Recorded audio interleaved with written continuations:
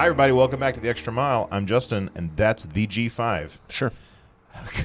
Sure. Good. And over in the dark corner of Abyss, the darkness, shining out of the light, shining out of the darkness, is Caleb Stewart. Sure. Caleb's Corner. Hey. This is the episode of Surety, folks. And the one thing that is for sure is that school is starting for... There's a segue. It was beautiful. That was good. We don't need to do this meta. That was a local morning news level right there. One thing that is for sure is that school is just around the corner for all of our parents and students. We want to make sure that those who are starting new schools, like my son, he's starting middle school today, just in a few moments. And then all those who are starting their own schools are going back to school or going to college for the first time. Boy, I remember my first days going to college. I was a mess. You're always filled with uncertainty and new experiences, and so we want you all to remember that there is great peace and calmness that can be had with just a little bit of meditation, a little bit of prayer, and you can go to God at any time in prayer. Especially whenever it's loud and boisterous in the cafeteria and there's food being thrown at your head. That's a great time to be self-reflective after dodging that milk carton. Did y'all ever experience a food fight? Lightly. We had one in high school. I was not a part of it. I did get hit by something, but they made us clean the cafeteria. And it was Really? not yeah. Like only locally at our table. Yeah. You know, that's as far as it went before you get lunch lady gets screamed. Like, what are you doing? Did y'all ever have the stoplight?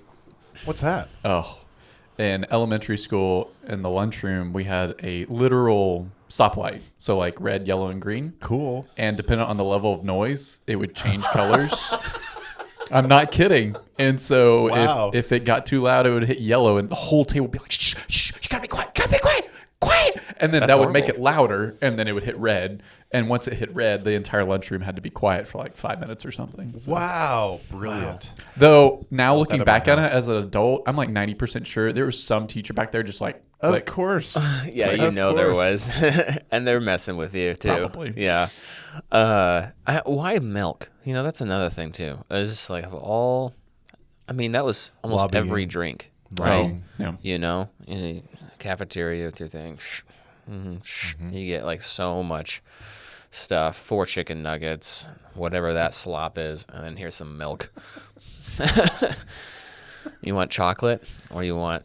I think the calcium and the vitamin D. Yeah, and it's just like I'm not the type of person that just chugs a glass of milk before a meal. Like I'm not that guy. You know? There was a visceral, it's a memory that is very potent, which is in elementary school, they came out, I think they came out with chocolate milk, or I discovered chocolate milk, one of the two. It's sort of like, here's the milk cartons. Wait, what are these? Chocolate milk? Fantastic. Now, what about the strawberry milk? Oh, I couldn't stand that. Yeah, I do remember that. Nestle Quick. Nasty. Yeah, Okay, yeah. disgusting. It's fine. a little grainy.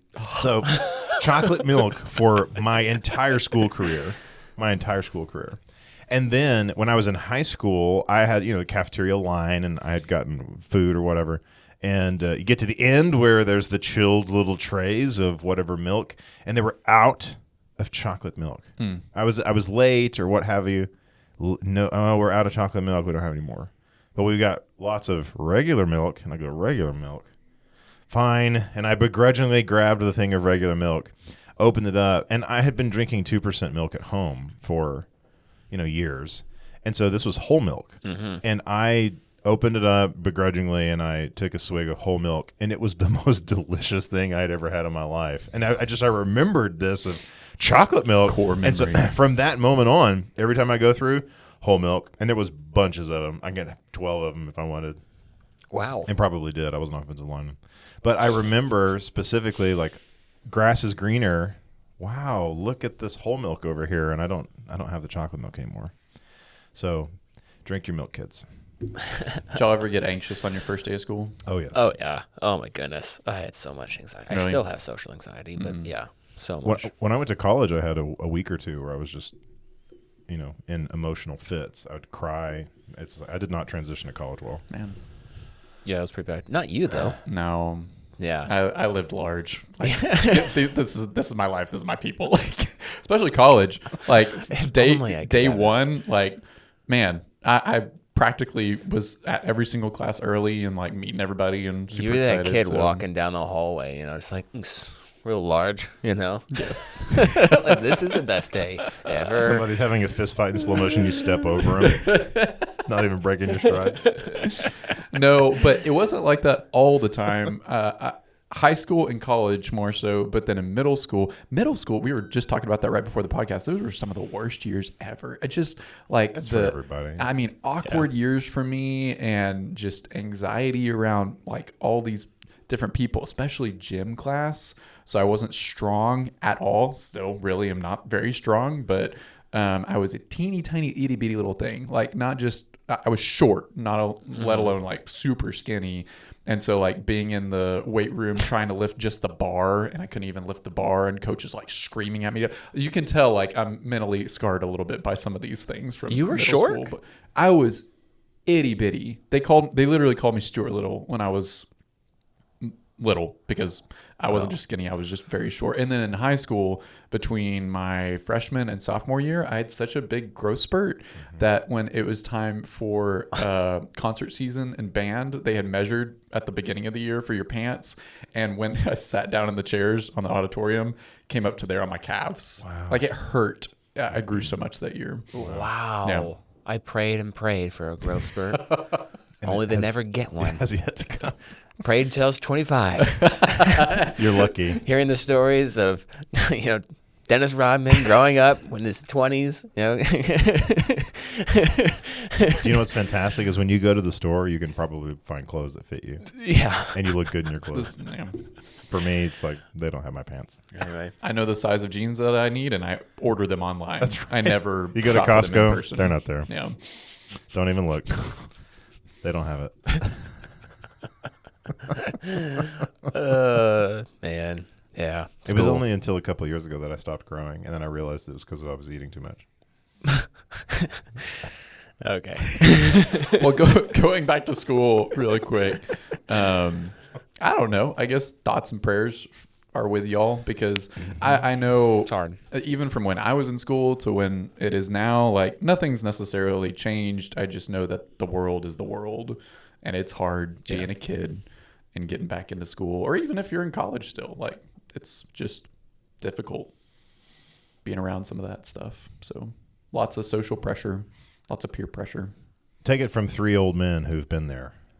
You will make it through it. So one day at a time, and whenever those feelings of anxiety come upon you, take a deep breath and remember that you're not alone. That's 2 old men, just to be Okay, factual.